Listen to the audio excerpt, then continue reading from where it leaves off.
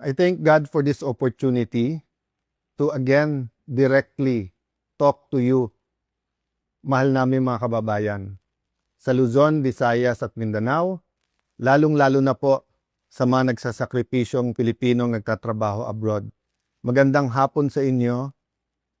Parati po natin pinagdadasal na pagpalain ang ating bansa.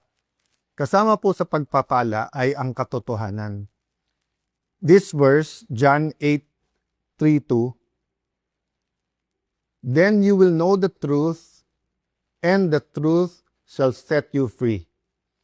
Madalas po ito makot, "The truth shall set you free." Yan po ay pwedeng gamitin sa spiritual, sa religious. It's a biblical principle, but it is also applicable to everyday life.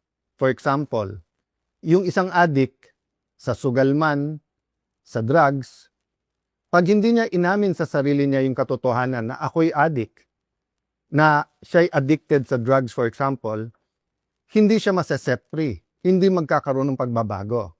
Lies continue to enslave us, truth set us free. So today, I'm here to tell you some fundamental truths about what is happening in the Senate and in our country.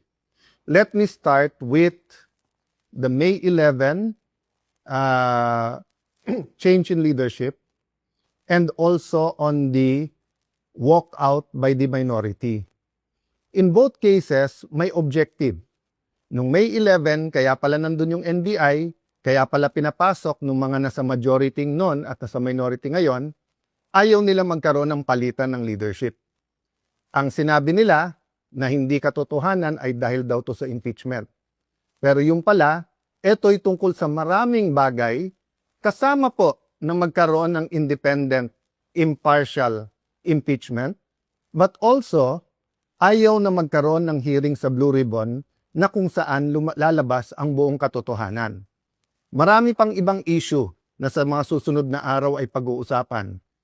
We're listening to you, we hear you, na ang pangunahing issue ay trabaho, ay kita, ay ang taas ng presyo, yung araw-araw na kabuhayan ng ating kababayan. Yan po ay pinakamalaking issue. Ang ating survival, spiritual, physical, financial survival is always a priority. Pareho din sa health po yun. Yung po ang speech ko nun, na ang ating spiritual health, physical health, mental health, financial health ay napaka-importante at dapat we look at the bigger picture.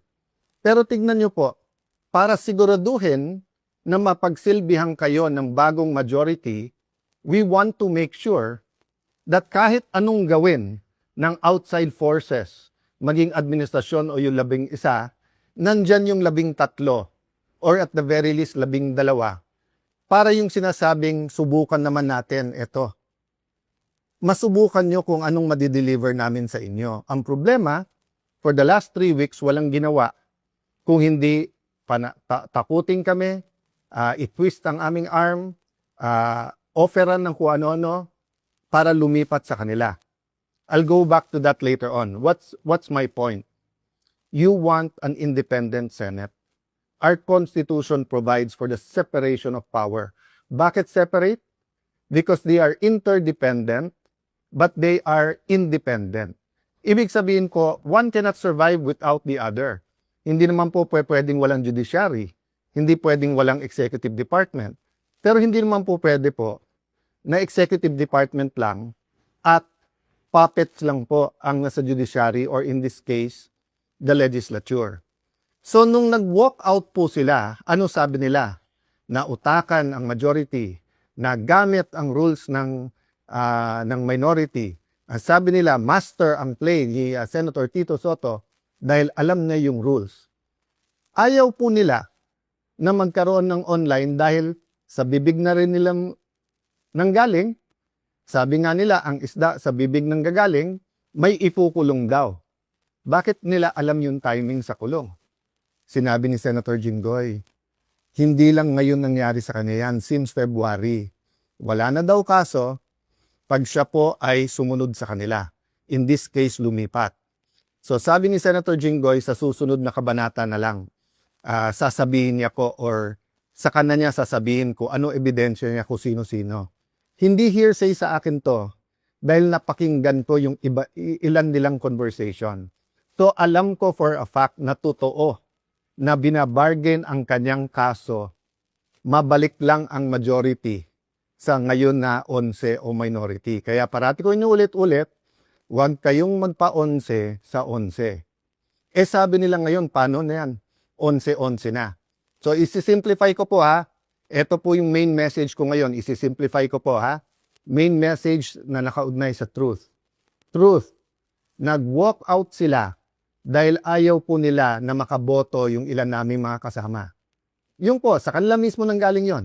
Objective ng walkout nila, sila ang maging majority. So ngayon naman po na walang forum at walang session yesterday and today, may kasamang mga protesta yon. Protest against a puppet Senate na gusto nila. But it is also a parliamentary tool to ensure na tuloy ang Blue Ribbon hearing sa Thursday.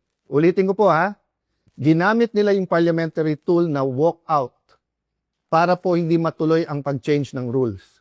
So ngayon po ang majority, ginagamit din po ang rules sa tama, morally, legally, to ensure na hindi agawin ang mga committees para po matuloy ang hearing ng Blue Ribbon sa Thursday at ang iba't iba pang mga importanteng hearing sa bawat committee. Yes, you heard me right. Sa kanilang official or unofficial spokespersons, no? Meaning sila mismo or yung mga avatar nila or yung mga vloggers, formal, informal, PR spokesperson ang nagsabi na sa 11-11, umabsent lang yung isa, mag-abstain lang yung isa, they can move. Sabi po sa isang pahayag o isang vlog at sa iba pong mga news reports, di ba? Pwedeng maging lame duck Senate President, si Alan Cayetano. Taga-Taguig at Pateros po kami. Kahit lame duck, lumalaban pa rin. No? So alam po namin plano nila. Ang plano nila, abangan, tanggalin ang mga committee sa legitimate majority. Why do I say legitimate majority? In a completely independent Senate, 13 is 13. Kahit nasa abroad, kahit fugitive, kahit na nakakulong. In a democracy, you cannot say, I love democracy. Tapos pag minority ka, gusto mo, ikaw masunod. Pag minority ka, you have a moral influence to try to influence the majority. But you cannot supplant your decision for the decision of the majority. We have the majority. 13 elected senators out of 24. Actually, 14 kami, na-pressure nila yung isa. In the future, I can show you paano siya tinakot and I can show you kasama talaga namin. Ang problema nga tinakot at ang pagpihit ngayon pagkakulong ni Senator Jinggoy ay ginagamit nilang panakot sa iba. Don't get me wrong ha.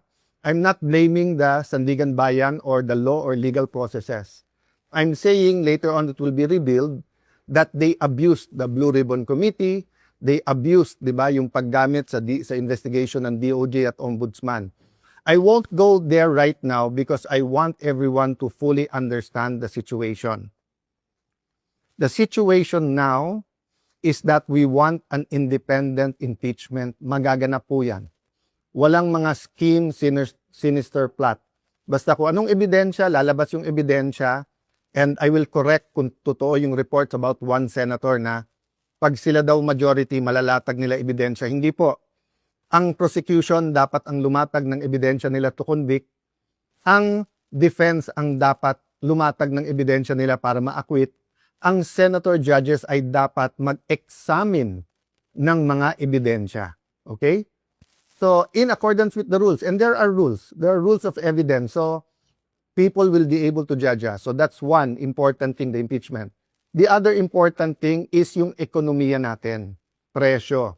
So in the next few days, we will be announcing to you the hard work that we're going to do in the different committees to help address inflation, to help address ang problema sa production sa agriculture, to help address yung mga walang pera sa pagpapagamot.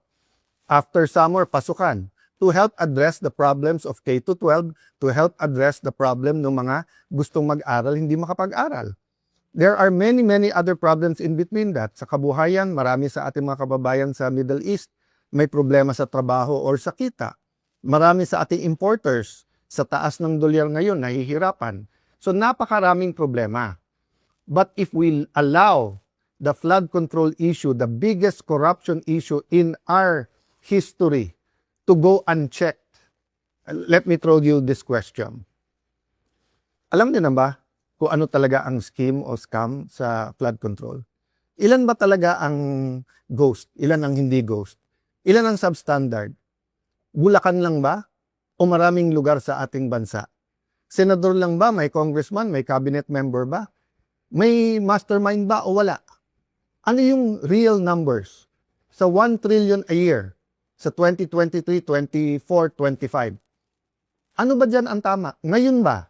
Wala na bang corruption ngayon sa infrastructure problems? Kamusta ang ating flood control? Pag umulan ba ng malakas ngayon, makakasiguro tayong hindi babaha? So ang dami pong tanong. Hindi po ito masasagot kung wala tayong independent, impartial na hearing. May hearing ang ombudsman, may investigation at hearing ombudsman at DOJ. But what about the Blue Ribbon Committee? We gave Senator Lacson a chance. Napakatagal yun. Kayo na magkwenta ilang buwan o isang taon, di ba? So, Senator Marcoleta had one hearing. Pipigilan natin yon. Witnesses. Pag nandyan na yung witness, matetest natin. Kaya hindi ako nag-judge. Pag nakita ko sa press con, of course, I'm intrigued. Of course, I listen. I do a little bit of research. But until matesting yan sa cross-examination, dun pa lang ako maniniwala at ibabalandra ko po yan or isa side by side ko sa mga existing na ebidensya. So again, ulitin ko po ha, kailangan tignan po natin nangyayari sa Senado sa mas malaking konteksto ng katotohanan. Gusto ba natin na ang Senado ay maging kasangkapan, ay gamitin, no? Para ilabas ang totoo? O ito ay kasangkapan para itago ang totoo? Is the Senate for truth or not? Now, it's quite unique if you say that the number now is 11-11. So, what's important for me is we don't have a puppet or dependent Senate.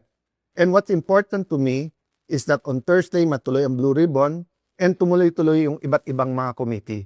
So, we will keep you updated. There are many questions, there are many issues. Sa mga kapatid natin sa media, send your questions sa akin, MRO. This afternoon, I might answer some. If not, tomorrow, Thursday, Friday, I will be answering one by one all of those questions. But for today, I want us to all ask, hindi ba when we passed the 1987 Constitution, ang isang basic principle doon, katotohanan? Di ba nung nagkaroon ng EDSA 1 at 2, katotohanan? Pinakamalalaking skandalo sa buong mundo, Watergate. It's about truth, katotohanan. Ngayon, lahat ng propaganda sa Iran, sa Israel, sa US, presyo ng langis. Hindi ba ang isang issue dyan, katotohanan? Ano ba ang truth tungkol sa lahat na to? Ang corruption sa ating bansa ay hindi mabibigyan ng lunas kung walang pagbabago. At walang pagbabago kung hindi tayo magsisimula sa katotohanan. So I challenge all senators, both from the minority and majority, what's more important to us? Position, wag mabanggit yung pangalan natin, wag tayo makasuhan, malapit tayo sa administrasyon, 2028 may ambisyon. If you say you love the country, then why not fight for it? And you know, you may say a lot of things about Senator Jinggoy. You may talk about his past. But I will reiterate, I am a witness. Narinig ko yung mga offer sa kanya. Wala ka ng kaso, wag ka lang kakalas. Nung una, wag ka sumama dyan kay Senator Loren. Ngayon naman, kumalas ka at join the minority. The minority senators knows this. So stop lying. You know this. Some of you are using it in talking to us. O, sabi ko naman sa inyo, no? Pumili tayo ng 13, I'm ready to go anytime, any day. Basta't may 13 na. Show me 13, wala nang problema. Ang pakiusap ko lang, let that be 13 that are fighting for the truth. So that the truth can finally set, the truth can finally set all Filipinos free. God bless you. God bless the Philippines.